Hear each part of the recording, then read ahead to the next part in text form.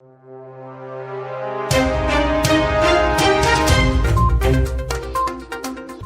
to One India News Hour. Cyber threats looming on small, medium and large businesses. Technology is critical for businesses to respond to the changes we are facing today. It's clear that we are now living in a transformed environment.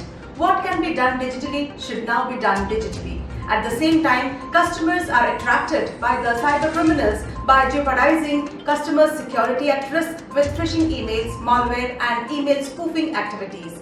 It seems we are bringing easy food to the plates of the cyber criminals. The average organization loses between $20 million and $70 million per year to email frauds.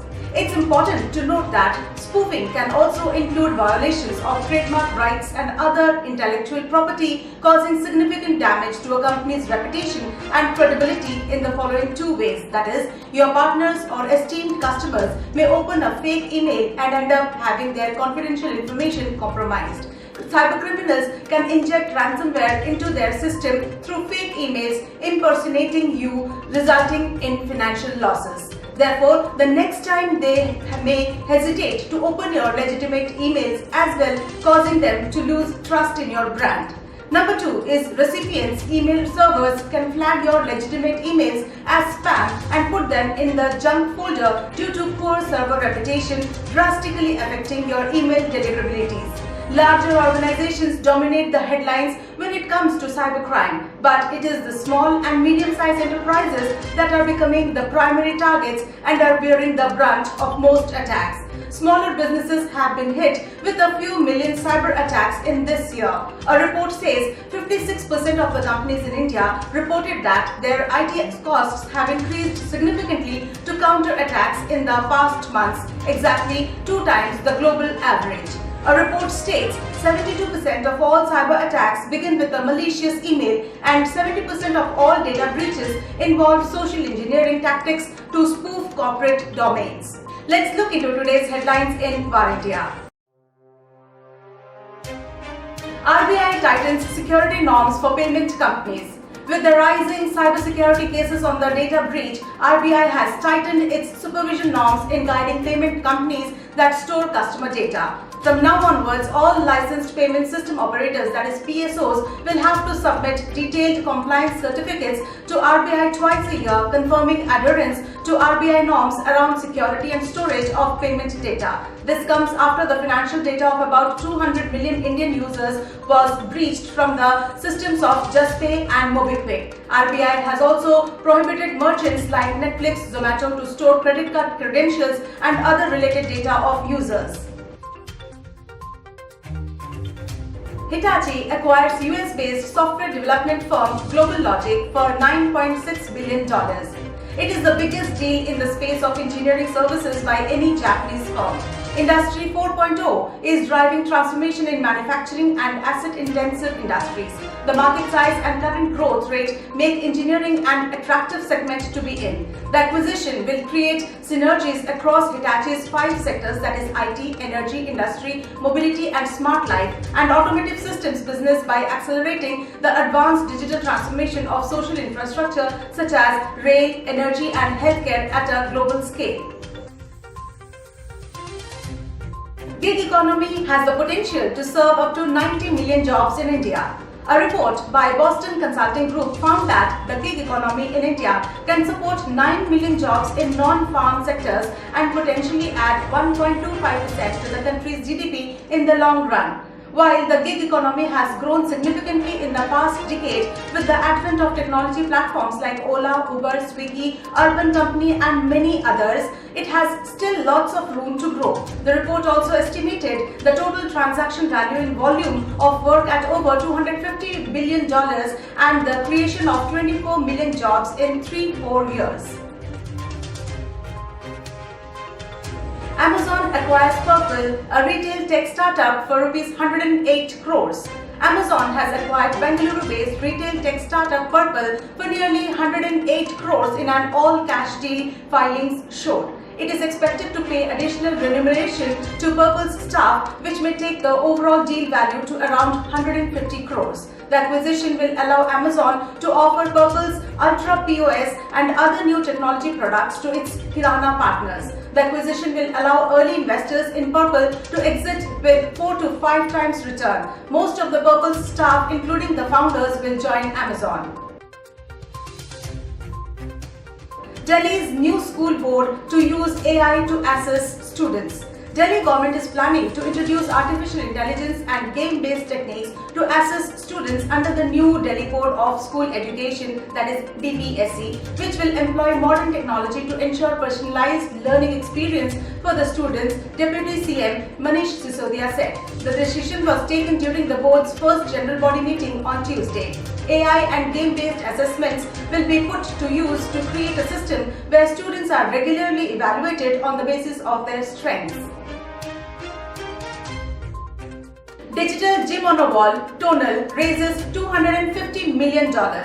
Digital gym on a wall startup Tonal, based out of the US, said it has raised $200 million in its latest round of funding, valuing the company at $1.6 billion. The 6-year-old startup has achieved unicorn status. The Series E round was led by Dragoneer Investment Group and saw participation from the likes of Maria Sharapova and Mike Tyson. Tonal counts Serena Williams and Stephen Curry as investors.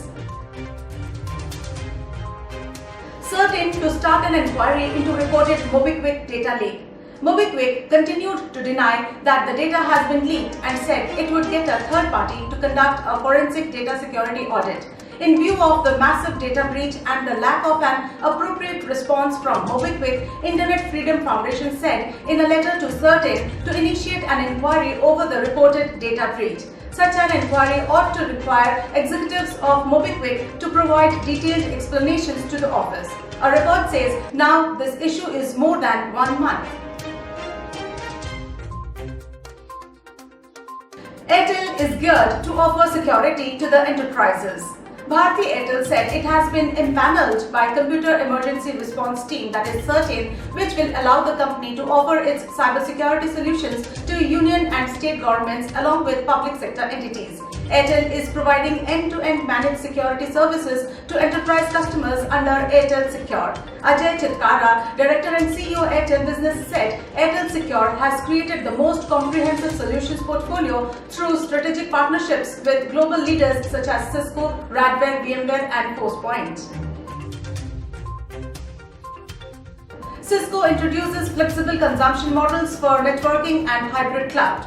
Cisco Live Virtual 2021, a 2-day global digital event from March 30th to April 1st, has witnessed how technology can empower us to find new ways to connect, secure and automate a world that is ever-changing. Cisco introduced its formal strategy to address the new ways of buying and consuming its hardware, software and services. It has introduced its first 2 new flexible consumption models for networking and hybrid cloud. InMobi is planning to come with an IPO in the US. InMobi provides mobile advertising services globally, is planning to come out with an IPO in the US by the end of the year. Sources said the offering size could be as large as $1 billion, valuing InMobi at $12 billion to $15 billion. With this, InMobi will be the first of Indian unicorn to directly list in the US stock exchange, highlighting the country's shift beyond information technology and outsourcing services. COVID Watch. India has reported 53,480 new COVID-19 cases and 354 deaths in the last 24 hours as per the data from the ministry. This is the biggest rise in the daily death toll this year. With this, the total number of COVID-19 cases has reached 1,21,49,335, while the death toll jumped to 1,62,468. The report claims that there are 5,52,566 active COVID-19 cases in the country. Summing up, each email client uses a specific application program interface, that is API, to send an email. Some applications allow the user to configure the sender address of an outgoing message from a drop-down menu of email addresses. However, this capability can also be accessed through scripts written in any language. Each open email message has a sender address that displays the address of the originating user's email application or service. By configuring the application or service, an attacker can send an email on behalf of anyone. Let's just say that it is now possible to send thousands of fake messages from an authenticated email domain. Also, you don't have to be an expert programmer to use this script. Threat actors can edit the code to their liking and start sending a message using someone else's email domain. This is exactly how an email spoofing attack is perpetrated. Email spoofing paves the way for malware and ransomware to spread.